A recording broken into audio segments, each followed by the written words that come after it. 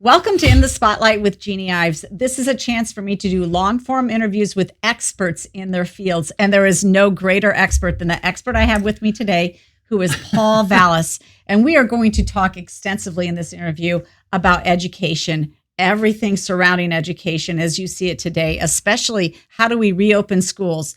What is the most innovative thing we can do to help children, especially those in most need? Paul is an incredible individual. I appreciate it also because he is a National Guardsman who was in the Army for 13 years, so I appreciate that about him. But you know, his expertise in when it comes to schools and education is above and beyond anybody else, I really think, in the nation at this point. Not only did he work in Chicago public schools, he reopened New Orleans schools after they had a massive hurricane damage down there, and he's worked along the East Coast and everywhere in between. He was just telling me ahead of this, too, that he is also working with the military and the Walton family to open specific charter schools for kids in need. So, Paul, welcome to In the Spotlight. Well, thanks for having me. I appreciate it. Well, why don't we just start off right away with the most hot button issue today, and that is that the schools are still not open. Right. What are we going to do about it? How is this affecting the children? And why do the teacher unions have so much power? Well, let me just respond by saying it's really incumbent on the governor to exercise the leadership that other governors have exercised. And just not in the red states, but also the blue states. The governor of Rhode Island, for example, she directed that. And now I guess the Commerce Secretary, Biden's Commerce Secretary selection. Okay. She basically told all the schools that they're going to open. And DeSantis basically told the schools and public schools in Florida that if they didn't reopen, they weren't going to get their funding. The bottom line here is the science has said that children are minimally impacted by the virus and they are least contagious.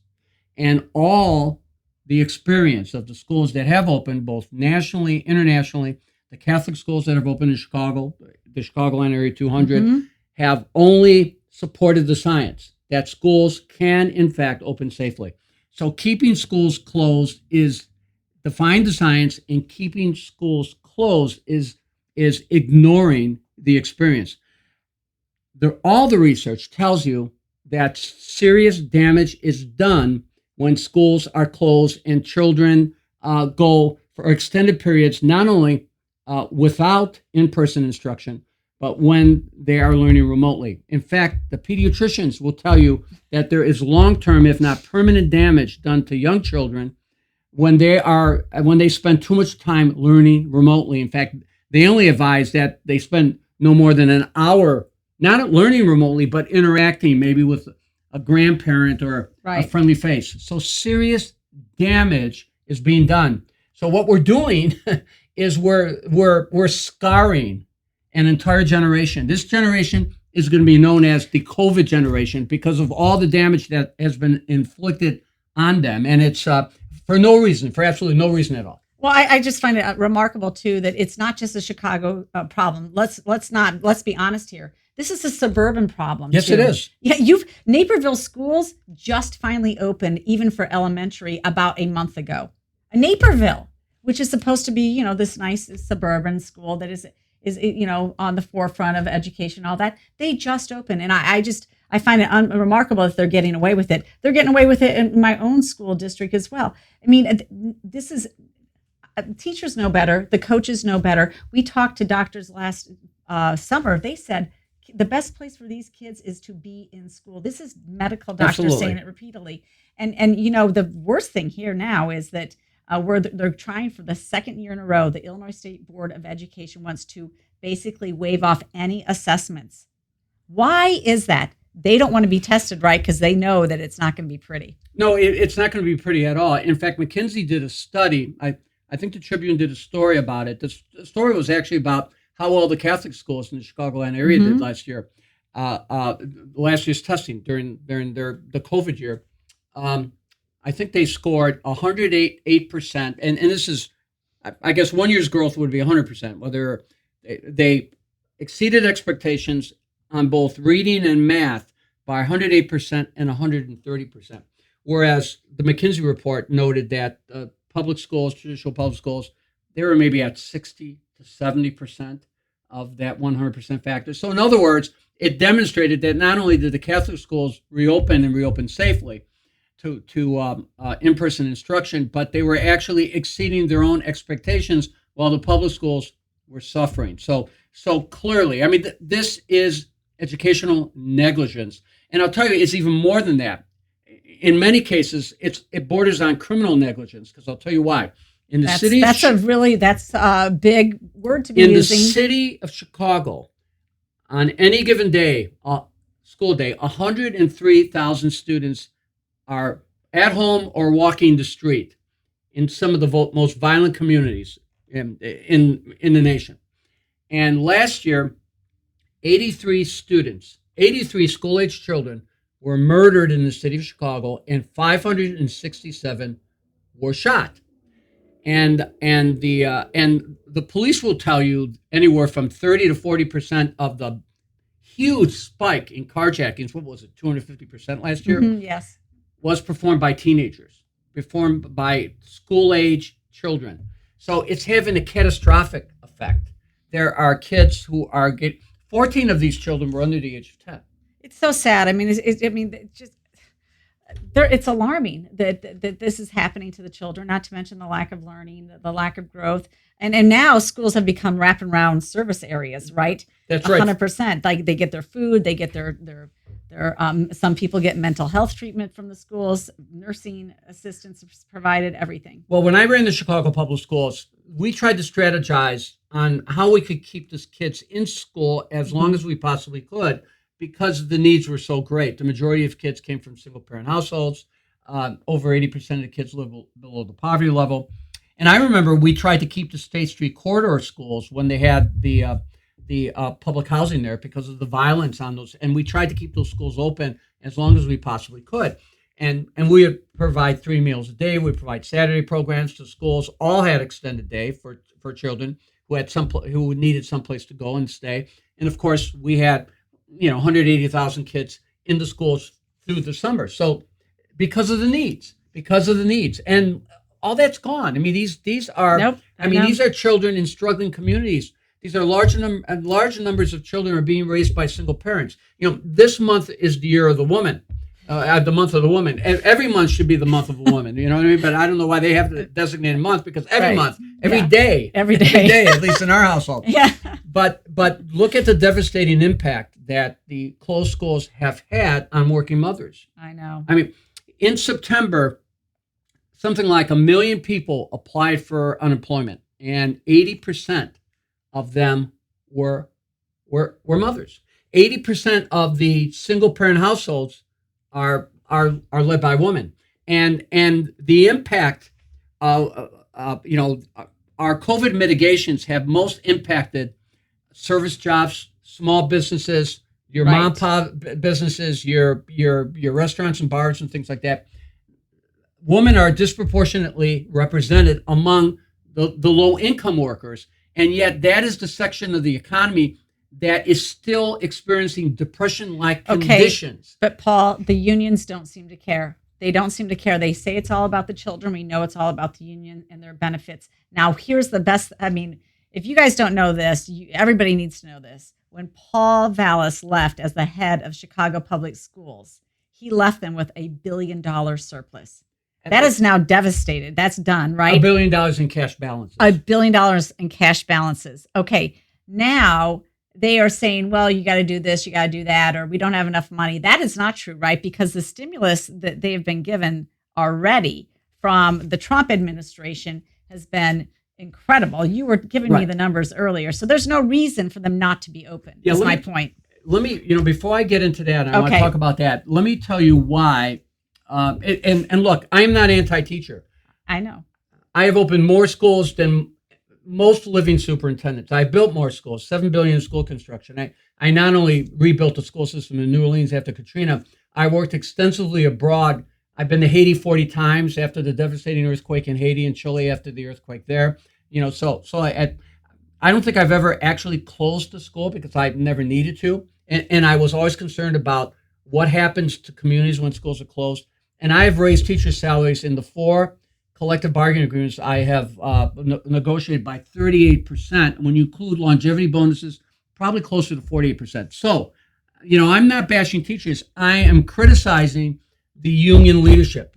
As early as May, they were basically telegraphing to their members, hey, if the risk, if you feel any risk, don't go to work. And what they've been doing in Chicago is they've been telling people that opening school is a life or death decision. And poor parents and poor families and many of the teachers have been influenced. It's the big lie. I'll tell you, a life or death decision is not opening schools and having kids walking the streets 100%. of the city of Chicago. The reason that the rank and file have been so in line with their union leadership, two reasons. One is the most militant members have a way of shouting down those. More teachers have told me, I'd like to do anything, but I'm afraid of the union. My attitude is, you are complicit by your silence. You've heard that before. When we're silent. Well, that's what I've started to say. Look, I'm on the side of my coaches and the teachers. My kids went through St. Michael's. Everybody knows our story. They went through St. Michael's through 8th grade, but they went to public school here in Wheaton, and they have been the recipients of very good teachers and very good coaches, and they have done well. The ones that have made it out of high school so far. I still have a daughter in. But at the same time, I'm a little bit miffed at them at this point for not standing up to their union, because the teachers know what's best for the child. The teachers know that they're not susceptible to this virus. Neither are the children, and they're acting differently outside of their classroom. They're participating in a normal lifestyle as much as possible. And it's kind of a joke at this point. They have got to stand up to their own union. They're not impacted. You see, let me take the Chicago Teachers Union negotiated the richest contract in history, $1.5 billion. It didn't keep the union leadership from striking, even though pretty much the contract they got, they were going to get when Lori Lightfoot agreed with the arbitrator's decision that favored the teachers union. They still struck for 14 days. I think they wanted the national attention along with their brethren from LA. We were striking for social justice when they were really striking just to make the point that they could. And again, 90% of the contract benefits are salaries, compensation, things like that. But schools have been closed for almost a year. Yet, over the teachers still got their raises. Teachers still got their longevity bonuses. Teachers still kept their sick days.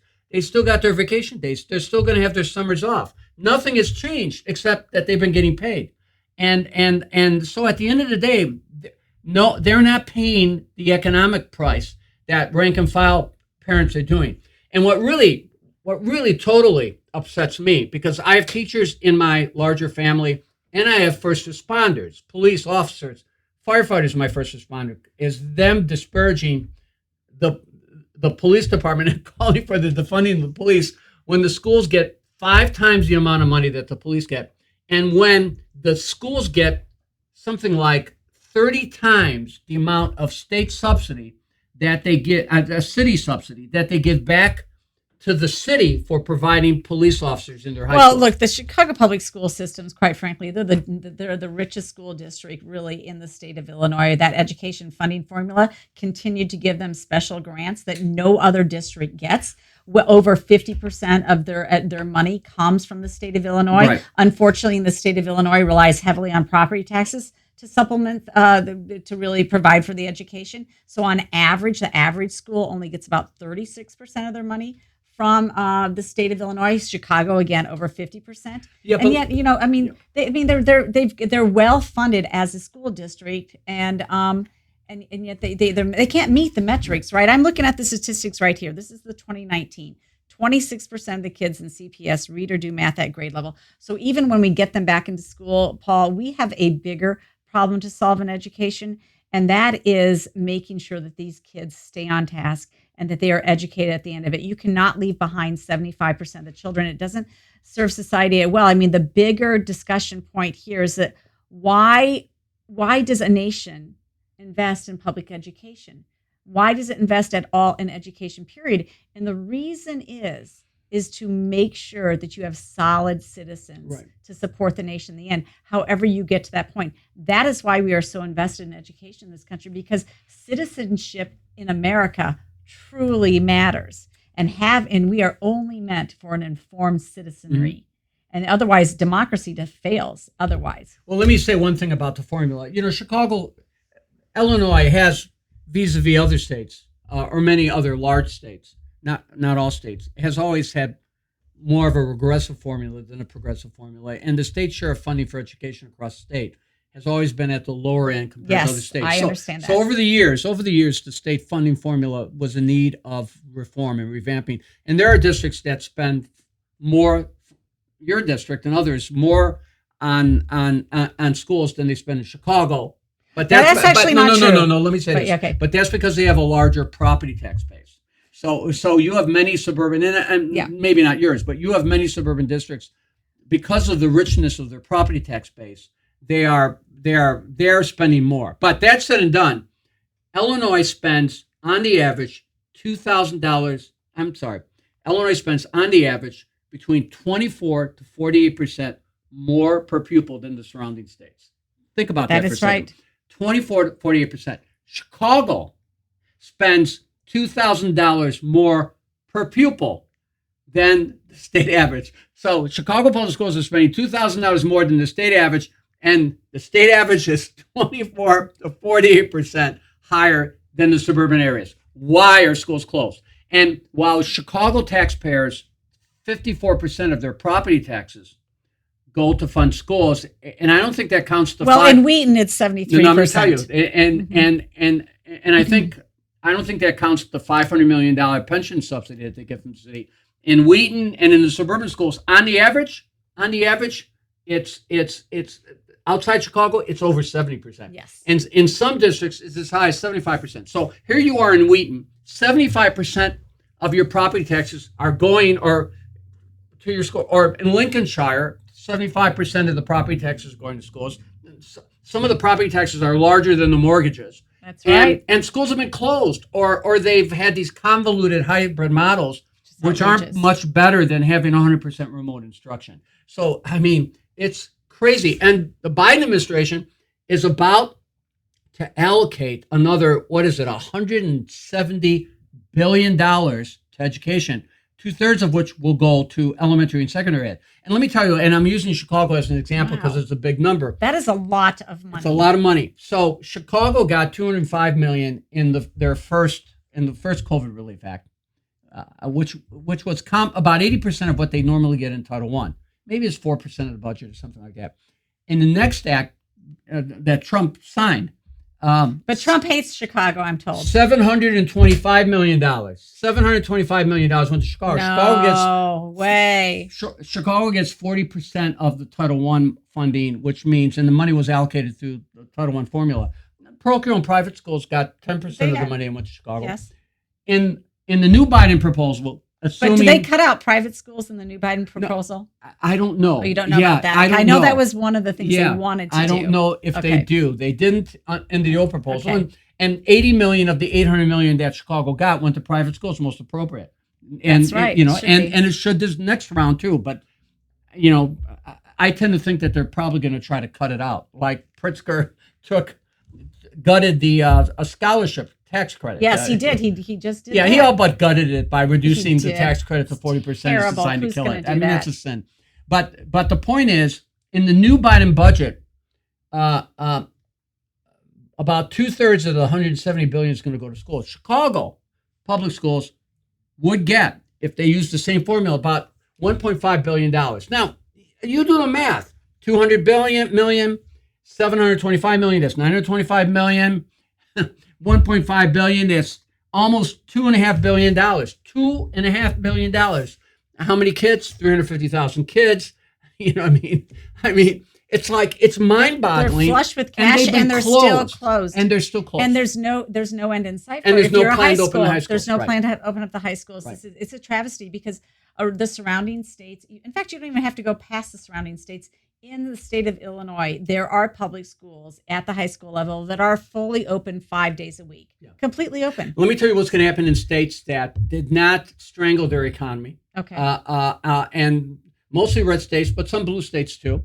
And let's talk about states that told their schools, you're opening or you're not getting funding. Well, when they get their billions, and they'll get their billions, when Indiana gets their billions, and Florida gets their billions, and Wisconsin gets their billions, when they get their billions, they're going to put it in the bank. They're going to cut taxes. They're going to put it in their cash reserves. They're going to invest it in infrastructure. You see, Right. Lightfoot's going to need it to close their budget hole. Right. Right. And the Chicago Public Schools, if I were the mayor, I would cut those subsidies to the schools because they're getting such a windfall from the federal government, and I would use that money, to help the city address its budget holes. Yes. I mean, the district's going to get another $1.5 billion, and they've been closed on top of the $925 million that they've gotten. But these other states that have acted responsibly, I mean, Pritzker's going to use the money. It's estimated it could be $13.2 billion, although there's still some resistance. Right, but I think that they're looking at the state side that'll be just over $7 billion. That's the state responsible, and the rest will go to half will have to go to local governments. Mm-hmm, but that $7 billion will help him cover his deficit and pay back the $2 billion or $3 billion loan that he took from the Federal Reserve. Right. So he's just going to be paying off bills. So he's going to be only even, though. But at the end of the day, he'll only be even because he's already running a deficit. They have over $5 billion in current accounts payable, and they borrowed $3.2 billion. So anything that he gets, it's already out the door. It's already spent. So we're back to square one in the state of Illinois. Right. Exactly. Meanwhile, Iowa, Illinois, Indiana, Wisconsin, you name it, they are all just stockpiling that for a rainy day fund. They love it. And we are still struggling, and we're going to continue to tax the max. It's just, we can't win in this district. The nice thing about having a conversation with somebody like Paul is that he's so well informed about all the issues of public policy that you can move from one topic to another topic. Now, before we leave this whole COVID schooling situation, I just want you to hone in on how do we really get these schools fully open? I am devastated that a year after this, after that we still have schools completely buttoned down. It is unbelievable to me. Especially when the Catholic schools open. I mean, that's right. I mean, if you ever wanted to do it like a pilot, like a guinea pig, it was the Catholic schools. And let me tell you, the Chicago Teachers Union, through their surrogates, attempted to get the teachers to force the Catholic schools to open remotely through Arise, because they fund many of these activist organizations. That's how they shroud themselves in the progressive agenda. So they literally, think about that. They literally tried to scare the Catholic teachers into demanding that the Catholic schools go remote. I mean, how bad is that? I mean, if you really want to question, they didn't want to look bad. That's right. They did not want to look bad. They're getting beat. Let me tell you what you need to do. Pritzker needs to do what now? I guess it's a pressure point, Pritzker. That's what I want to know. Is a pressure point, Pritzker? Absolutely. Because I've been telling people, vote these people out of office. These local school board, vote these people out of office April 6th. I think that's a pressure point. Your local school boards. There's no doubt about it. But honestly, they always go back to IDPH. They always go back to what they're saying about COVID from the state level. So it's a pressure point, Pritzker. How do we do this? Pritzker could do what other governors have done, and someone told me Newsom they just passed like a massive funding bill in California, but he told all the schools they got to be open by March. Oh, thank you. I mean, Newsom even forced the Catholic schools to stay closed.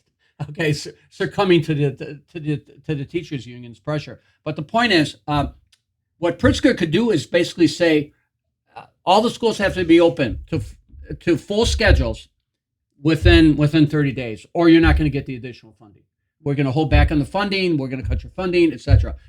Problem solved. That's what she did in Rhode Island. That's what DeSantis did in Florida. That's what they could do. That would correct the problem. I will tell overnight. You what, so last summer I proposed that two things happen until schools are fully open. That the property tax credit goes from 5% to 25%. Oh, I like that. And the education tax credit goes from $750 to $2,500 because we got a tutor for my daughter, and I know other people had to do all sorts of other things to help their kids out.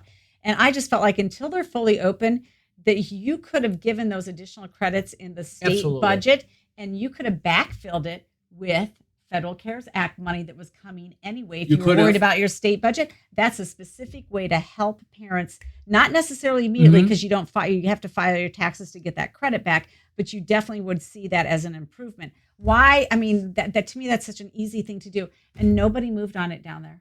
Well, nobody moved on it. And the new federal money is going to give the schools much greater flexibility. So they should still do it. Yeah, they should still do it as a back payment. they could still go in and abate property taxes. I mean, with the amount of money they're They getting from the didn't. federal You know what our government. school district did? They raised your property Yeah. taxes in the middle of a pandemic when the schools are not open. Well, one school district that Wait, I'm sorry. They're open for hybrid. That is not learning. one school district that will remain unnamed that has, somebody told me this unfathomable cash reserve amount of like $70 million. They gave a $1 million property tax break. A $1 million that was tax break. Naperville. Yeah. No. Naperville gave back 10 million. Excuse me. They gave back might 10 have been, million. was it Lincolnshire? Oh, that would have been New Trier. I'm not sure. I'm not sure. But Naperville did give back 10 Yeah, million, and then Naperville I did. found out on the backside that they kind of had to because they were hoarding too much money Yeah. by law.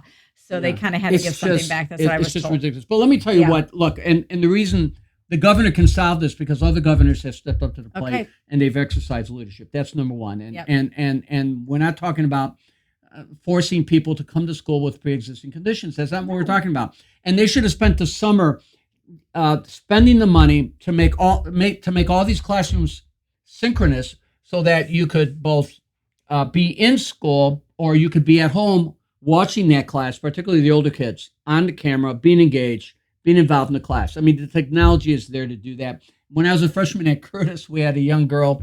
But you're saying that for the exception, not the rule. Yeah. Right? The exception should be that you would have synchronous learning available to them. The rule Yes. would be The that rule would be, well, you should be in school the rule- unless you have a situation. The rule is to open schools and then to give parents choice. See, they don't even want to give parents choice. Yes, that's right. And what they're doing in the city is they're scaring poor families.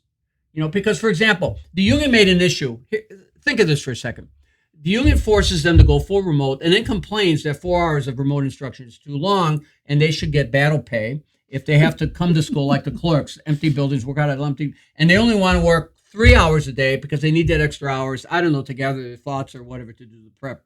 All right, so, and then they complain because there's a disproportionate number of majority kids as opposed to minority kids taking advantage or actually showing up in school. So somehow that's intrinsically bad. So what we've got to do, so that's the reason we need to stay remote. So what we've got to do is we got to make everybody suffer. So, yeah, and make everybody suffer. So We yeah, have that's to make right. everybody That's suffer. right. That's the absurdity of this. And look, and this is not demagoguing the issue. This is destructive behavior. We're doing serious damage. How do you catch kids up at this point? Well, let me tell you what I would do if I were superintendent. As I was saying, schools are not closing. When we were in New Orleans and we rebuilt the schools in New Orleans after Katrina, we literally, schools were open 20 days, 30 days longer than what was required. There was an abbreviated summer. We had, instead of a 180-day school year, the schools maybe had a 210, 220-day school year, like they have in Europe and other countries. And what is the and our likelihood? school day was 8. Well, they could easily do that. But what's the likelihood of that happening? A superintendent could Are easily. these teachers going to give up a summer? This is where the governor steps in, and his state board of education says you're not getting additional money unless you. Biden has already said. Biden has spoken. He said we need summer school for kids.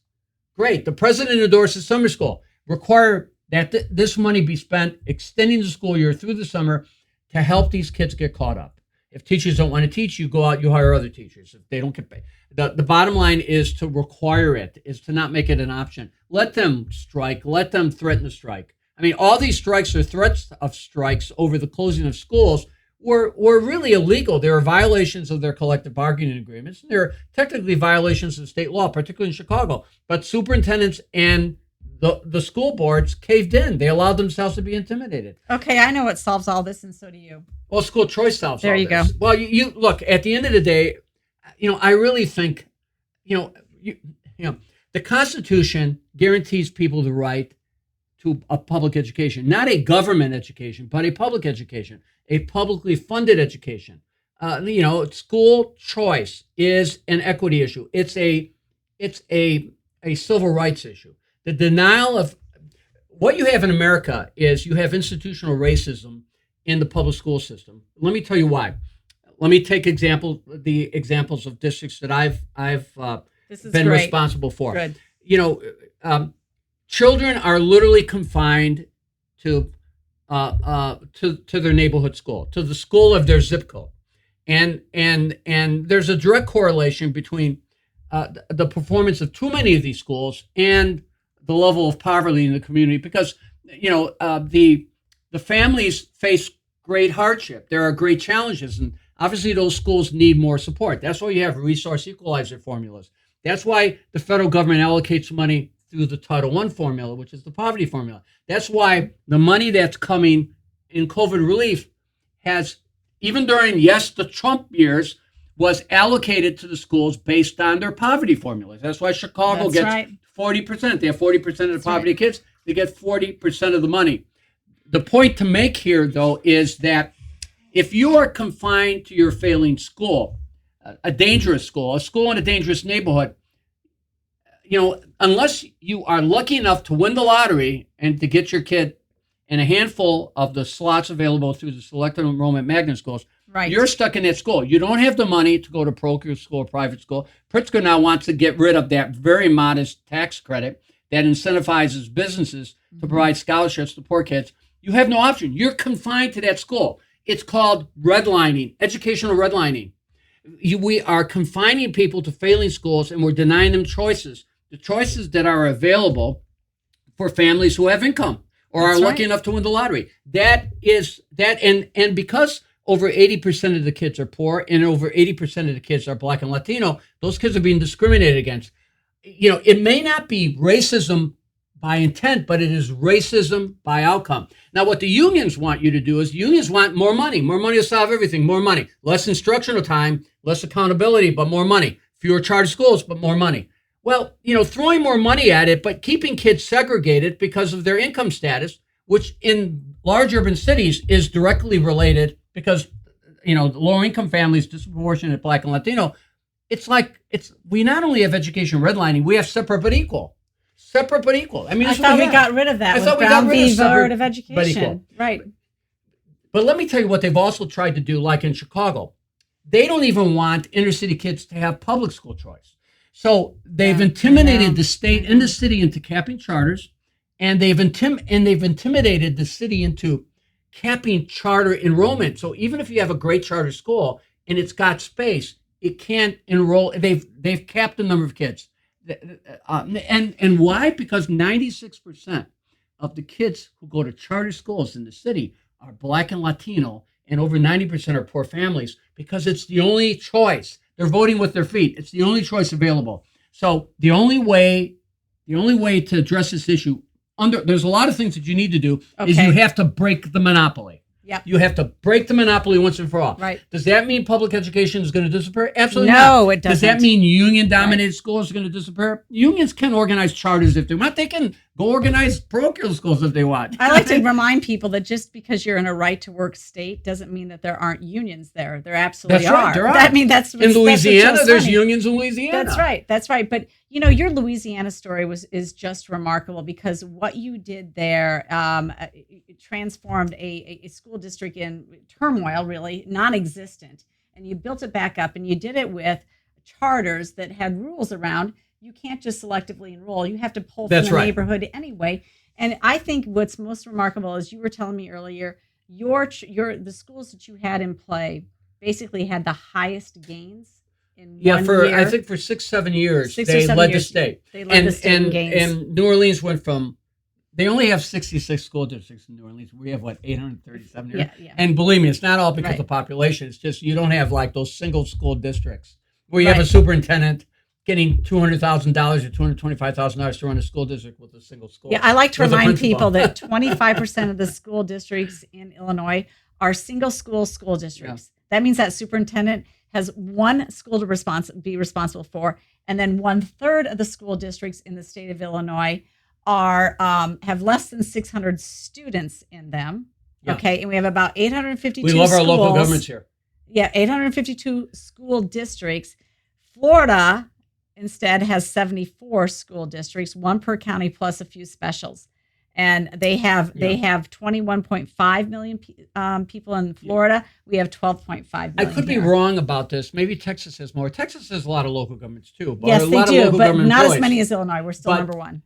We have 857 school districts. I think Pennsylvania was number 2 with like 220 districts, or Right. I don't know. Yeah. But they're like, but I think the point here is, Yeah, the point we got off track there. yeah, we got off I track. mean, but the point here is that you took New Orleans schools and placed it against all the Louisiana schools, and you guys were outperforming Yeah, so- after you put in a charter school initiative that essentially was free from union rules and able to educate the child. Yeah. Well, let me point out that the Democrats drove the reforms. The late great Governor Blanco, who was extraordinary. I mean, obviously, Good for them. I she cheer did. them for doing that. Senator Mary Landrieu, Okay. long senior citizen, the Landrieu family, longtime advocates for school reform and school choice. They were the architects. But what we did in New Orleans, the first first of all, there was so much corruption in the old school district. They just wanted to reopen schools so that they would be autonomous and independent, governed by a strong accountability system, support system, but at the end of the day, not subject to the micromanagement from the school district. So that's why they took that approach. And, because, oh my God, just the pre-Katrina corruption. But what we did was I went to New Orleans a year after Katrina because they couldn't get schools open. In fact, the first 17 schools that opened, 14 were public schools that went to the state and said, the district isn't getting us up and running. We want to declare independence and we want to open ourselves. So the schools in New Orleans, the first schools to charter were public schools that wanted to be their own LEAs. Okay. But in New Orleans, the schools still serve the community. And when schools are struggling, the community can select a better model, and the kids are not displaced. So you not only have school choice in terms of the parents being able to select the school they want to send their kids to, and if there's seats available, those children getting because none of the charter schools are magnet schools. Okay. The only magnet schools remaining in New Orleans are public schools. So that means New Orleans has to take all the special education kids. Okay, they have to take all the kids. So at the end of the day, but you not only have parental choice, but you have community choice. Where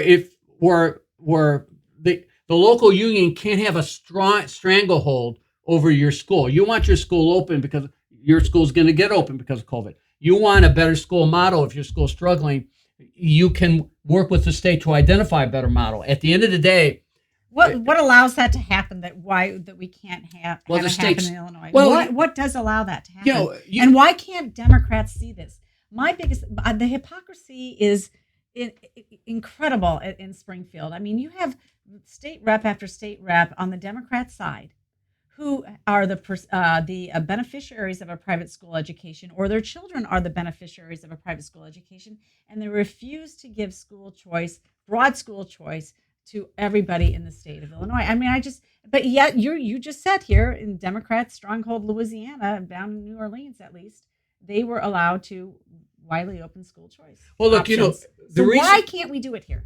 The reason that you were able to get a big push for school choice, it really began with the Clinton administration, and obviously the Bush administration continued, was because you had two things at work here. One was the Republicans were really aggressively pushing for school choice. Pate Phillip wanted to voucher the Chicago public schools. Every year he tried to voucher the whole system. But what happened was the Democrats responded with charters. They said, okay, we won't voucher, but we'll charter. We'll do the other. We'll enact the 1995 reforms. Jim Edgar was the architect of.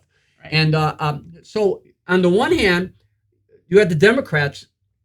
I'm talking about the 1990s progressives, like David Osborne and others, pushing Albert Shanker, okay, the legendary president of the American Federation of Labor, coming to Chicago to meet with us about charter schools because he was one of the early advocates for charters.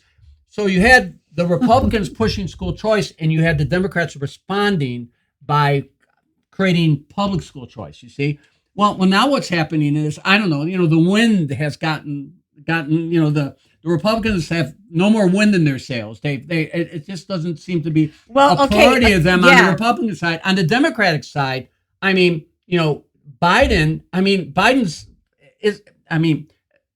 the U.S. Department of Education is now dominated by the teachers union. I mean, Biden was with Obama when they were pushing for charter schools and expanded school choice. What's happened is they've cut and run. They've become beholden to the teachers union. You bring up a really good point, because I remember running for state rep for the first time, and the Sun Times at that point were doing endorsement interviews, and I was there with three other Republicans, and this was the Republican primary that I was running in. And I went to the Sun Times endorsement, and I got asked, well, name somebody down in Springfield that you respect. And I am scrambling for a name, because literally I hadn't even met Tom Cross, who at that time was the House Republican leader at that point. I hadn't even met him. I had no name to come up with.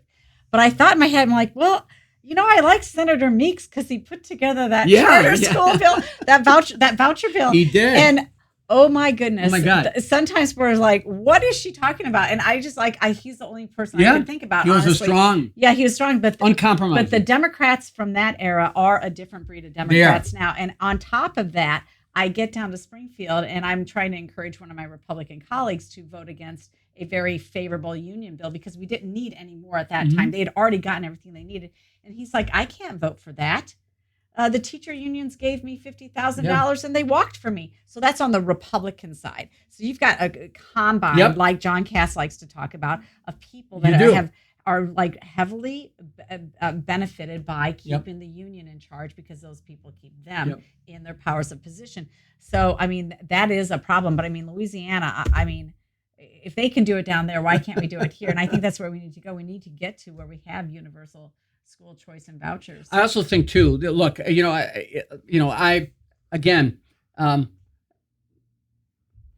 endorsed vouchers at the 1995 American Federation of Teachers Conference in Washington. And when I was asked a voucher question on a panel of superintendents, and, would you support vouchers? And I said, I wouldn't oppose any legislation that provides educational opportunities for poor kids. Not that vouchers is a solution, but I've reached a point where this has been hostage taking. This has been hostage taking. And what's happening here is serious damage is being done. I was a first grader. I was a righty, and at the school I went to, they made me switch to left-handed. And my mother taught cursive at a very young age. My gifted mother is still alive, 94, and just amazing, cerebrally. Just takes care of my father, who's incapacitated. She's just unbelievable. And she taught me how to write cursive. And of course, I came in, and I'm not going to mention the school or the type of school it was. Couldn't write cursive, had to be lefty, put you to the back of the class. Technically, without my glasses, I'm like almost legally blind as a bat. And, I developed a stutter when I was in first grade, and it stayed with me for over 3 decades. And in fact, I still do word substitution. I have a tendency to talk really fast because it gets you through the breath words. You can you speak at an accelerated pace. So so I'm just used to that. But I'm pointing that out because I have vivid memories of my horrific first grade experience, and to this day that are clearer to me than the memories I had in college. And it wasn't because I was running around drinking all the time. I was a very serious student. I just don't have really good. I don't recall my college years like I recall being a first grader. So my point is, real damage is being done here, and it's just not to inner city kids. In many school districts, both in the city and in many of the suburbs, the school is the center of their universe. This is it. Social gathering, the prom, football, athletics. Look at the suicide rate. Look at the rise in opioid rates. Look at the, look at all these traumas that the kids my are son's going a through. recruited athlete at West Point, and without that senior year of athleticism, Oh my God. he would not be where he is. Yep. I mean, it's just people in the state of Illinois. By the way, in the state of Illinois, it's our children that are not getting the same opportunities that they are getting in other states. That is the point. The point is that we are an outlier at this point in terms of what we're doing to our children in an educational system. We are the outlier in the United States. In Illinois, there's no doubt about it. But look, every generation has a responsibility to make things better for the next generation. That's right. We're going to be the one generation that basically blew it because we made things worse. At the end of the day, it's just simply unacceptable. It is so destructive, and it did not need to be this way. So, Paul, you've been going around the state. You've done a lot of reopen rallies. You've been talking about this. You've been blogging about it, putting a lot of it. You've got tens of thousands of followers who read your information. I read your information. I like long form things. I like to know the details. You know the details. You're a total policy wonk on this. I know that you're right now. Where are your efforts most directed at this point? What is your goals in the short term and in the long term? What sort of goals do you have for yourself? Well, what I've been doing, really since April and May is I've been networking through LinkedIn, through social media, with a lot of parent groups, organizations, individual parents who have been trying to pressure their local school councils or their local school boards to act responsibly. So I've been basically a resource for them, and I do it off pro bono. I've been working with a group of community-based organizations as well as healthcare providers to develop a model to do to take these closed schools or schools that have large campuses and to have what we call local vaccination sites, so that you can penetrate they're going to bring everybody to the United Center. Great. Well, people from Roseland are going to go to United Center to be vaccinated, or people from Humboldt Park or whatever. So, so I've been helping anybody who's asked for help in essence, and those are the things that I've been doing. That's terrific. And so you try to make a difference. You try to do your part, and I've been working pro bono to try to help the you're a Democrat. How the police department negotiate a contract with the city of Chicago. Good for you. So, that's great. I've been providing pro bono. I declined compensation for it because I didn't want anybody to question my motives, and I've been trying to be a resource to finally get that. Because these police officers, oh my God, I mean, you know what? I can't imagine. 55 million essential workers, including the cops, they haven't taken time off. Over 2,000 police officers came down with COVID. I mean, at the end of the day, they're still showing up there. When they encounter people, both my sons, one's a firefighter, one's a police officer, both had COVID, both recovered. I got COVID. My wife, who works at TSA, didn't get COVID. We're convinced that she got it, didn't know it, and gave it to the rest of us. But the point is, they've gone now they're into their fourth year without a contract. Well, and I've heard that retirements are up substantially in Chicago. Well, you don't just train them up overnight. It takes a while to train a new police officer and put them on the street. This new so-called police reform bill. Oh, right. Oh my God. So-called police reform is right. I mean, you already had an exodus. Right. That exodus. I mean, I'll tell you what's going to happen with the Chicago police. First of all, the force is going to lose its most experienced and most seasoned, and in many ways, its best officers, and that's going to hurt.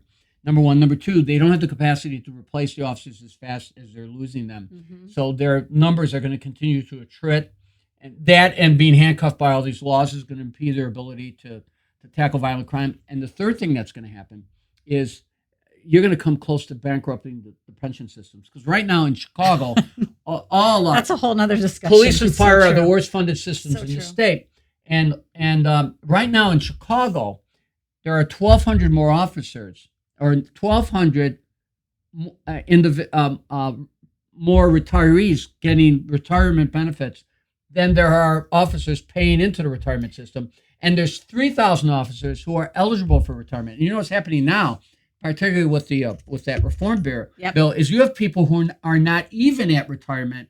They're looking for another profession, or they're trying to do lateral transfers to other departments. So, and you know what? It's the Chicago leadership passing a law that has statewide implications. It impacts all the police departments. It's all, we got a problem, so we're going to make everybody else suffer. It's absolutely a disaster. I mean, and you talk about the pension stuff. So you're saying that Lightfoot is on par if this new spending bill from DC passes. She's supposed to get another $1.5 million? Yeah, it's something like I've seen numbers ranging from 1.5 to 1.8 billion. $1 billion, 1.5 to 1.8 billion. Yeah. Okay, well, she's got another balloon payment on pensions coming up for another $1 billion about. So she's all that money coming from federal taxpayers, which includes Illinois state taxpayers that pay federal taxes, that is going into a pension system that is bankrupt, unfortunately. And I feel bad. I mean, I feel bad for police and fire that are counting on those pensions, because when we go to PAYGO, that's when the rubber meets the road and reform's going to have to happen. And it's not fair to them. They basically did their job. They did their They're job and they expecting did their this, time. And but I mean, the pension systems were mismanaged by their union leadership and the politicians both. yeah, it's just not the fact that they, first of all, and look, you become a public figure, you have to deal with the blogs. When I left Chicago Public Schools, the pensions were over 100% funded. When did you leave, Paul? 2001. 2001. If you remember, I ran against Rob Blagojevich. Oh, yeah, my remember goodness. that? Many Yes, moons ago. I do. You were Yes. probably in high school then. So, so anyway, yeah, I lost by But 1.5 percentage points. Before you go further on that, so in 2001, the Chicago Public Schools pension fund is 100% funded. Yeah, it was like 103, 104% Then funded. for the next 13 years, they decide not to pay in to their pension system. They made none or almost very low pension payments. Well, what happened in what They happened took in pension skips and pension holidays for 13 years. Then in 2013, they came back to Springfield when I was a Mhm. freshman legislator, and they wanted to run another 3-year pension Right. skip bill. But I knew the Democrat Right. sponsor of that bill knew better.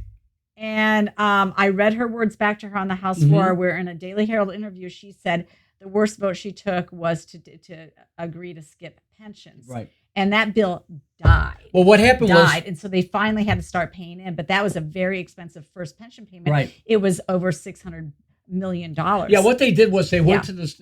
They did a moratorium on pension payments.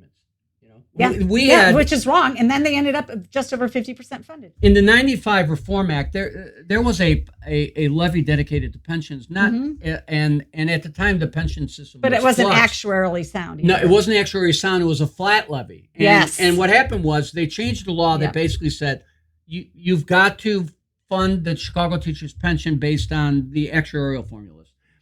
Now, what it meant was the systems were so flush. For a couple of years, we didn't have to make the $60 million contribution because that's all it was. Yep. But then what happened was when it began to dip, then they had to start making the contributions. And they did.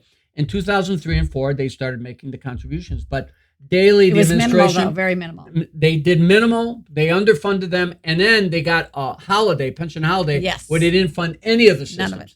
And the pension holiday kind of happened when the economy was tanking. Remember 2008, the financial collapse, and it also came at a time when they did these pension sweeteners. So they were increasing the obligations during a period when the market was being impacted by the financial crisis. Now, just to Not making remind people, contributions. like most taxpayers don't even have a public pension. Right.